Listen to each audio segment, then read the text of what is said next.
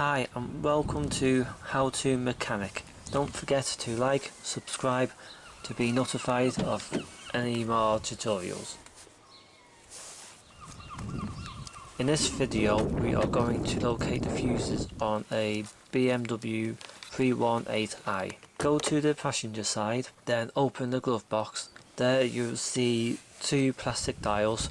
Turn them quarter of the way.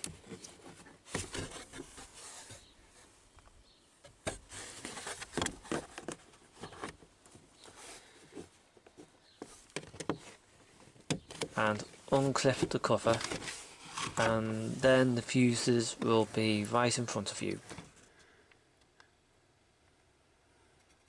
Okay, thanks for watching.